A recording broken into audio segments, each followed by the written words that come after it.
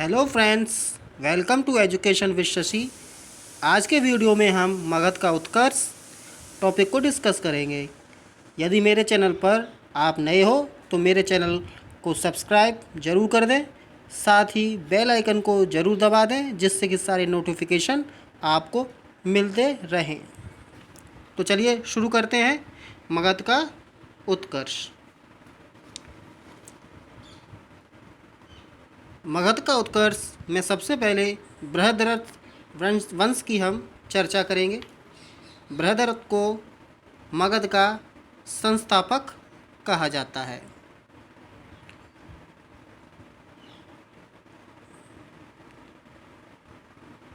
Next, Haryanka वंश। हर्यक वंश 545 से 412 बीसी तक शासन किया। इस वंश को पितृहंता वंश भी कहा जाता है। हर्यक वंश में सबसे पहले जिसने शासन किया वो था बिंबिसार। बिंबिसार को शेणिक भी कहा जाता है। इसने ही हर्यक वंश की स्थापना 544 बीसी में की थी। बिंबिसार ने अपनी राजधानी राजगृह को बनाया। सबसे इम्पोर्टेंट जो फैक्ट है वो है वैद्य जीवक को बुद्ध तथा अवंती के राजा प्रद्योत की सेवा में भेजा था। इन्होंने बिंबिसार का विवाह कौशल, चेलना और क्षेमा। कौशल प्रसेनजीत की बहन थी और चेलना वैशाली लिच्छवी प्रमुख चेटक की बहन थी और क्षेमा मद्र यानी आधुनिक पंजाब से थी।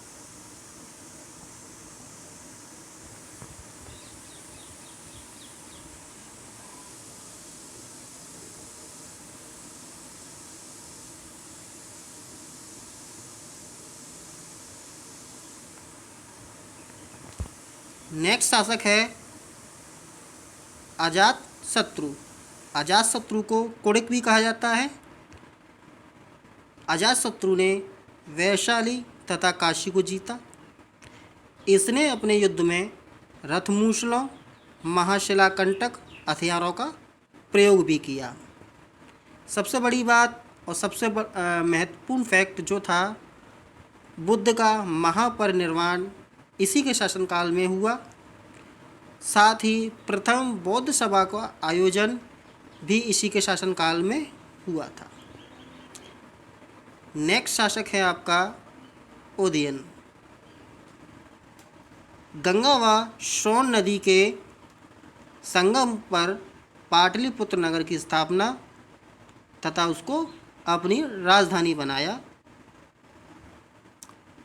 हर्यक वंश का जो अंतिम शासक था वो था नागदशक।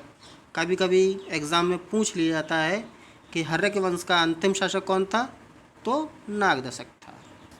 अगला वंश है आपका शिशुनाग वंश, जिसने 412 से लेकर 344 बीसी तक शासन किया।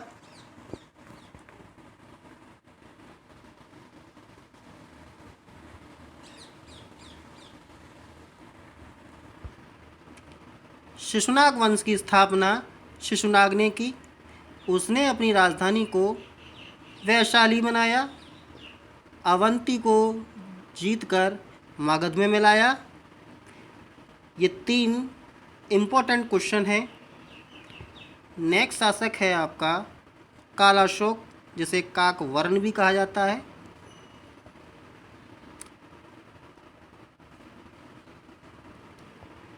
कालाशोक ने राजधानी पाटलिपुत्र को बनाया पुनः।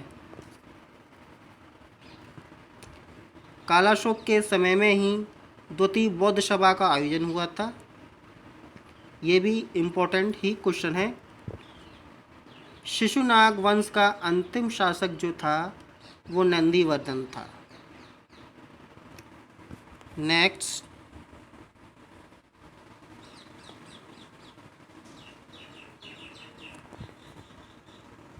नंद वंश।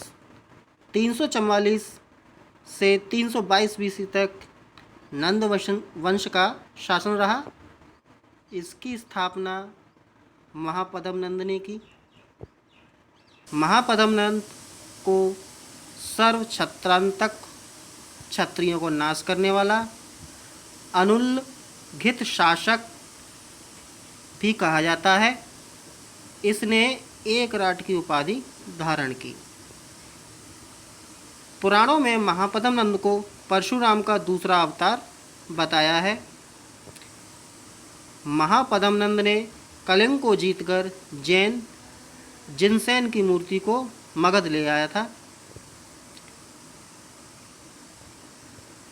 महापद्म नंद ने ही कलिंग में नहर खुदवाई, जिसका प्रमाण हाथी गुफा अभिलेख खारवेल से मिलता है।